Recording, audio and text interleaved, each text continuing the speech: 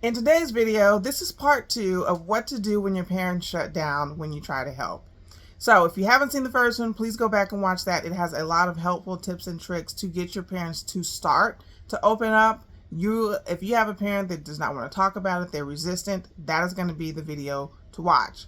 This video is going to be about once they start to open up, how do you continue the conversation? Because that's where most people get stuck. They start to open up and then they don't know what questions to ask. So, for those of you that don't know me, my name is Lucretia. I'm a licensed life insurance agent in the state of Oklahoma and Georgia. I sell life, health, and I'm also a pre-plan specialist, meaning I help people get their stuff together with life insurance or doing a pre-plan. So there's a lot of information that I have to offer. So, once you've gotten your parent to open up and start to talk to you, you can't bombard them with too many questions or too much information. So you have to kind of gauge and read the room of where they're at and how they're starting to open up. So you may still be met with some resistance in having a conversation. But if you start to see that they're coming around and maybe they're like, I really don't feel comfortable talking about this, one of the important questions to ask, Mom, Dad, I understand that this is really uncomfortable and you don't want to talk about it, but can I ask you a question? And you want to say, can I ask you a question? Because it's giving them permission to feel like they have some control over the conversation. They're going to say, okay, yeah, what? What is it going to look like if you pass away and none of this stuff gets taken care of? So then it kind of gets their wheels to spinning, because what you're doing now is painting a picture to help them to see they've passed away and all this stuff has been left to either yourself, maybe a sibling, a spouse, something like that. When you start to paint that picture in their head, they start to vividly see what that person is or is not going to be able to do. So Mom, Dad, what happens if we just leave this? We never get this taken care of. You never get life insurance, or we never write down any of your plans. What is that going to leave me with? And then you be quiet. You let them answer. And even if it takes a minute, you still sit there and you let them answer. Because if you fill in the question for them, they are no longer seeing the urgency of doing this. You have to let them be the person to answer that. So they'll say, well, I don't know. If they say, I don't know, well, if you really thought about it, Mom, what would I be left to do? And they may say, well, I guess you'd have to do a GoFundMe page, or I guess you'd have to just figure it out, or I guess you'd have to rally the family around. The next thing you want to say, is that what you really want? Do you want me to have to go to the family and ask them to help me get this together? Do you want me to be stressed out trying to figure all this stuff out? Is that what you want? Of course, your tone is everything. So you don't want to say it in a way where it's like, is that what you really want? Is that what you want me to do, Mom? Huh? They'll shut down again. But you want to say it in a concerned tone. Mom, is that what you really want? Do you want me to have to do this stuff?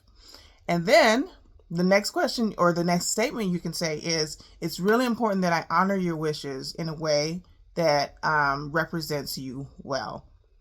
Can we plan this together? Can we just take this step by step and ask questions?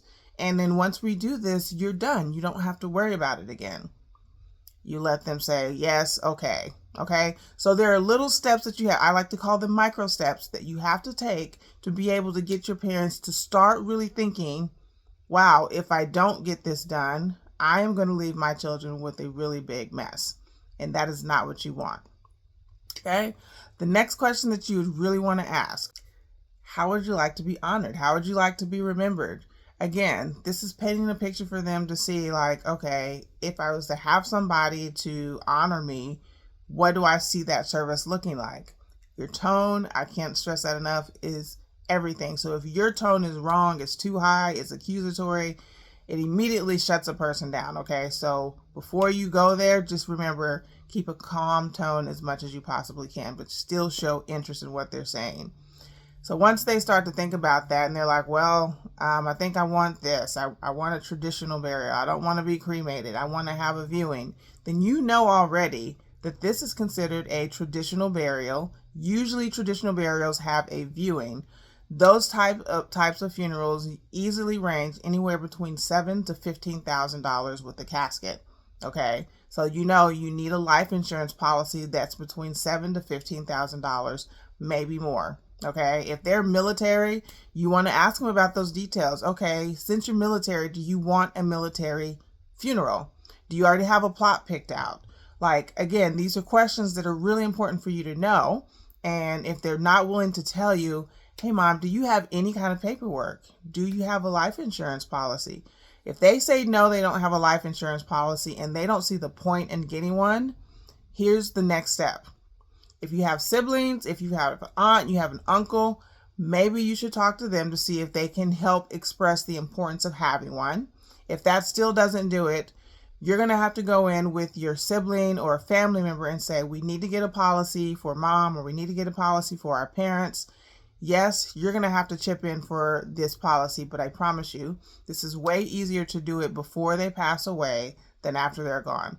That's the only time you'll be able to either do a pre-plan and make payments, or you get a policy. They will have to sign off on the policy. So you'll have to have a conversation with them regardless. You can't just get one behind their back. They have to be aware that a policy is being taken out for them. And you can say, look, I know it's not that important to you, but I know a policy is going to help us pay for a funeral when you pass. So we're paying for it. We just need you to sign off on it. So when you pass, we have the money and we can get everything taken away in a expeditious way. These are some of the conversations that you want to have with your parents. If you're finding that you're still having a hard time getting them to open up, you are going to have to do a lot of work on your end. You may want to, 1, visit a funeral home and tell them your situation. 2, ask them, hey, what do I need? This is the type of person that I have. How can I go about getting this stuff in order? And they will give you very helpful tips. What I'm telling you here is stuff that I say to people every day. These are conversations that I have on a regular basis. Every situation is a little bit different because some people are very hostile with this conversation. Some people are very passive, and some people just refuse to have a conversation. But as the adult child, if you're the one taking out a policy for your parent or trying to get your parent to open up and they seem to be shutting down, please listen to what I'm saying. It is important to have the conversation as much as you possibly can. And if they're refusing to do that, then it's going to be up to you to make sure you put this in order for them. This, you will thank yourself, because once they pass away, you're not really in the right state of mind. You are grieving and you are being pulled in a million different directions. So if you can have this done, there's a sense of relief that happens, not just for you, but also for the parent if they're doing this, that you have it done, it's all sorted out, and it's good to go. So for those of you that don't know me, my name is Lucretia. I am a licensed life insurance, life and health insurance and agent. I'm also a pre-plan specialist. If you have any questions, please drop a line below, or you can shoot me an email. I will see you in my next video.